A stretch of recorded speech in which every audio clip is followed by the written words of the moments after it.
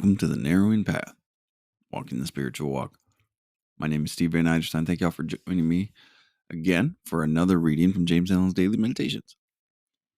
We're finishing up September today. We got October starting tomorrow, and it seems to be the pattern that they kind of take a shift at the beginning of the next month. So I'm excited to see where we go with the end of last day of September here, and see how they kind of wrap this whole thing up. It's been a really great last couple of days, really explorative, really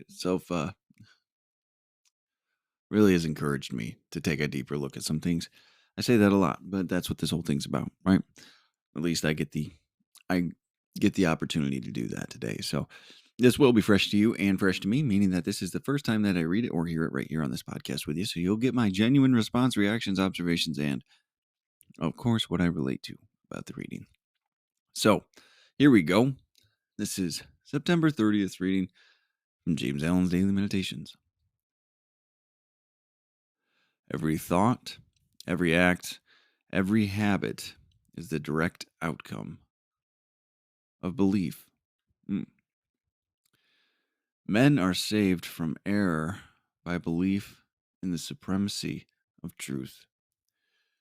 They are saved from sin by belief in holiness or perfection. They are saved from evil by belief in good. For every belief is manifested in their life.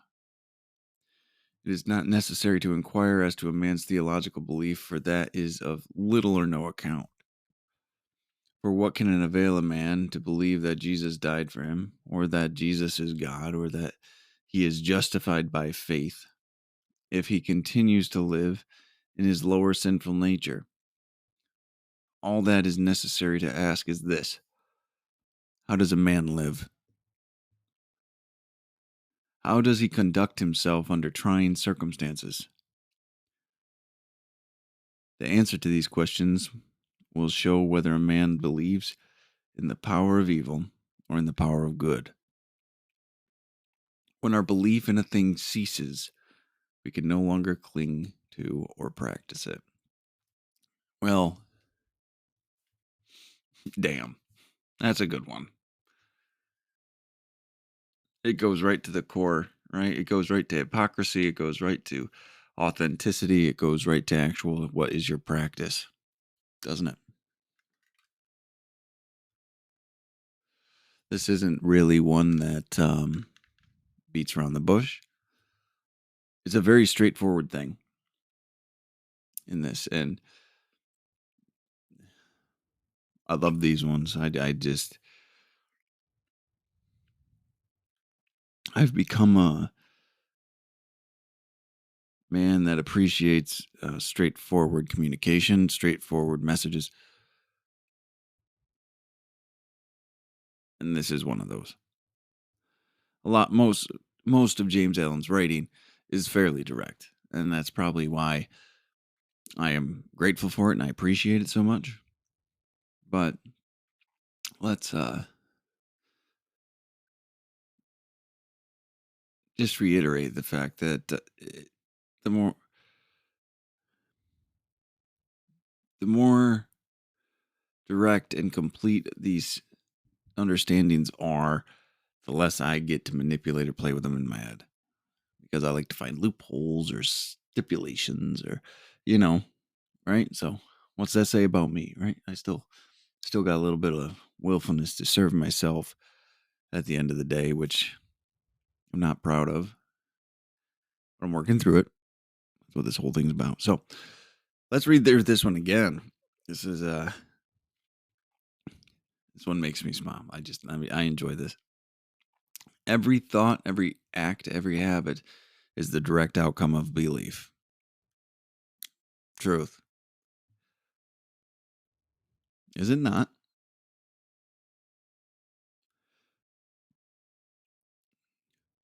Unless you're in the transitional period of trying to change your beliefs so you act differently, right? Every thought, act, and habit is the direct outcome of your belief, because you're going to think, which therefore it drives an action, which therefore drives a habit, right? In accordance to what you believe, in accordance to what you believe is right and appropriate.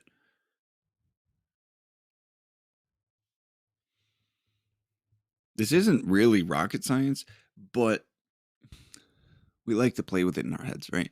Like, well, I know I do this, but I really do care about the. I mean, just to take a fairly simple example, I care about my community and I care about my environment, but I know I just littered, but I still care about it. Well, no, you don't. And people don't like that contradiction being brought up to them, right? But there's a they like to think they do care, but the truth is your belief are still demonstrated by your actions and your thoughts. So, pretty powerful stuff, and it's pretty simple. We just like to complicate it. So, every thought, every act, every habit is a direct outcome of belief. That is a fact. Men are saved from error by belief in the supremacy of truth. I agree with that. That there is truth, and the pursuit of it is the best way to go in all situations, right? Men are saved from error by belief in the supremacy of truth. Because if you strive towards truth and the truths that you know and you understand, and are willing to learn more truths and more and gain knowledge and depth to your understanding, you're going to be saved from a lot of error. A ton of it, actually. I think these first couple statements are all just saying the same thing in different wording. There are or they are Men are saved from error by belief in the supremacy of truth, right? They are saved from sin by a belief in holiness or perfection.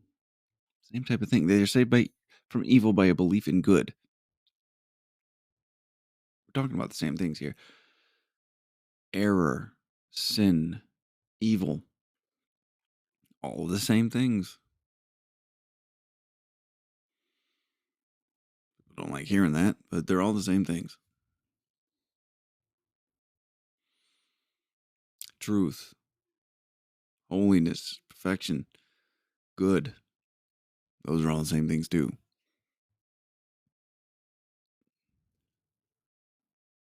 This is playing into the next part of this whole thing, right? Because what we go into here, well, we'll just continue it. So, what you believe in, right? Your belief in a God or truth or perfection or good or whatever it might be, right? That power, that source, that creator, whatever it is,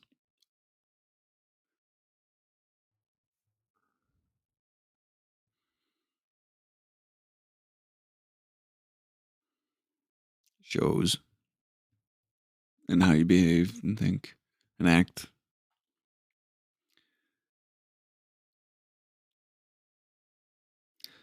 They're saved from evil by a belief in good. For every belief is manifested in life. It is. And just with the circumstances or in the example we were talking about, right? Like your beliefs are manifested through your actions and therefore your habits and therefore your destiny. He says in another book, right? Like there, and I think we've touched on it in a meditation here, right? We're shapers of our own destiny because of our beliefs. There's a couple steps on the way there, right? Beliefs, to thoughts, to actions, to habits, to circumstance, to destiny. So congratulations. Your beliefs shape your own destiny too.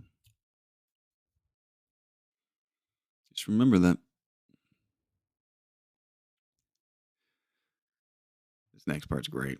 This is the part that makes me smile.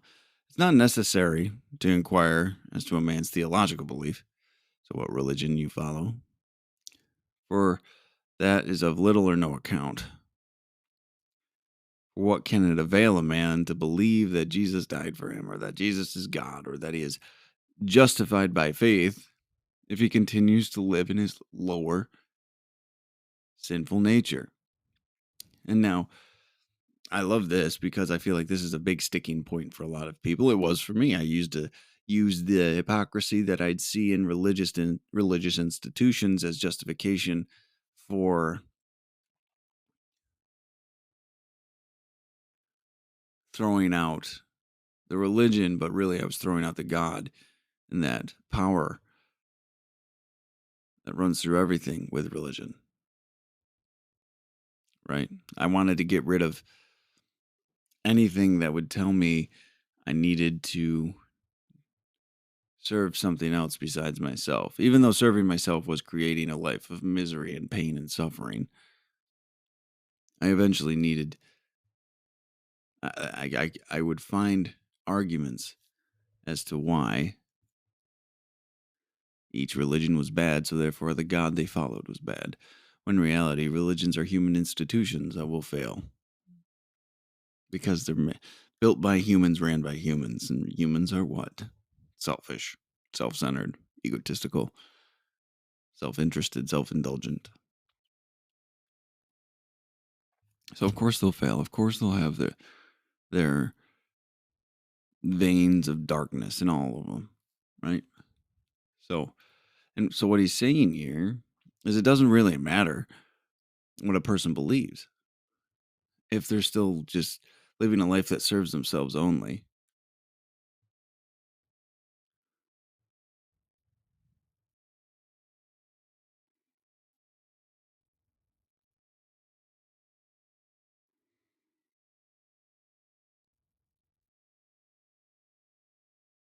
You're actually doing a disservice to that religion you might practice if all you do is living a selfish life but giving lip service and association to that religion because you're not exemplifying its principles. You have no genuine interest in pursuing a spiritual way of living or a different perspective. If it's doing it just for a personal feel good that you can, so you can say you're doing it, it's not necessarily the best reason. So I love that because I agree with that wholeheartedly. It's not necessary to inquire as to a man's theological belief, for what is it? For that is of little or no account. For what can it avail a man to believe that Jesus died for him, or that Jesus is God, or that he is justified by faith, if he continues to live in his lower sinful nature? Doesn't really matter what you say, it's what you do. The next one is all that is necessary to ask is this: how does a man live? How does he conduct himself under trying circumstances? That will show you the true nature of his character.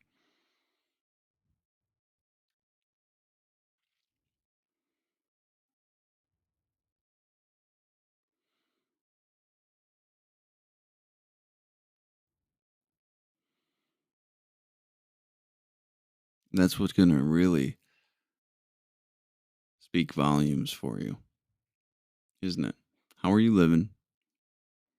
How do you act under pressure, under trying circumstances? That's a good way to put it, because that can mean a whole lot of things. The answer to these questions will show whether a man believes in the power of evil or the power of good. Will you be calm, accepting, loving, honest? Like, will you continue to practice the spiritual principles you so espouse when times are rough? Or are you only doing it when it's convenient for you and times are easy, times are good? You just become instantly selfish and self-centered when it suits you, or your true nature more so come out when the circumstance occurs.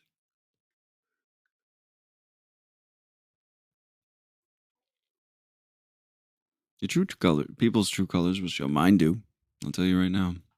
Mine do. All right. Now for the last part of this. When our belief in a thing ceases, we can no longer cling to or practice it. We have to have a belief in this. When I first got sober, I didn't know I didn't believe a 12-step program could work for me. But I believed that other people believed it would. So I chose that belief. And thank God it worked. I didn't need to. I believed in others, and others believed it for me.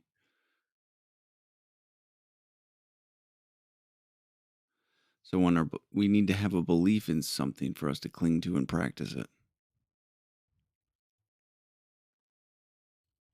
It's an important thing to remember.